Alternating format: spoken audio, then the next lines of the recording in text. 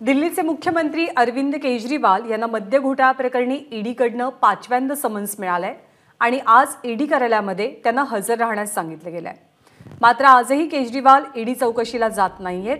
अरविंद केजरीवाल यांना याआधी 2 नोव्हेंबर, 21 डिसेंबर, 3 जानेवारी आणि 13 जानेवारीला ईडीनं चौकशीसाठी हजर राहण्याचं समन्स बजावलेलं। मात्र या चारही तारखांना केजरीवाल ईडी कार्यालयामध्ये अनुपस्थित होते।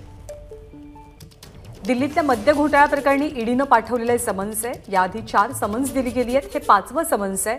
पण आजही अरविंद केजरीवाल ईडी कार्यालयामध्ये चौकशीसाठी अनुपस्थितच असतील अशी माहिती मिळते। सोमेश कोलगे आपल्याला अपडेट्स देतात। सोमेश, आजची माहिती काय मिळते? एकीकडे आप आंदोलन करण्याच्या तयारीत आहेत, पण केजरीवाल जाणार आहेत का चौकशीसाठी ईडीच्या ऑफिसमध्ये?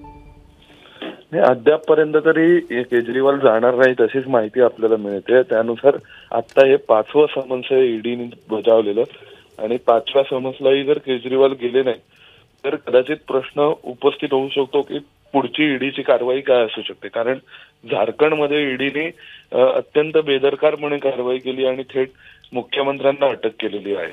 त्यामुळे आता त्या पार्श्वभूमीवर दिल्लीमध्ये सुद्धा जर या अशा मद्य घोटाळ्याच्या प्रकरणात जर केजरीवाल वारंवार ईडीचं समन्स टाळणार असतील तर मग ईडी भविष्यात कोणती कारवाई करणार हे पाहणं महत्वाचं ठरेल। आता हे जवळपास 5वं समन्स आहे, परंतु अरविंद केजरीवाल या समन्सला गेलेले नाहीयेत आणि आतापर्यंत जी आपल्याला माहिती मिळते त्यानुसार अजून तरी अरविंद केजरीवाल हे जाणार नाहीयेत अशीच माहिती आपल्याकडे आहे। धन्यवाद सोमेश या अपडेट्स बद्दल।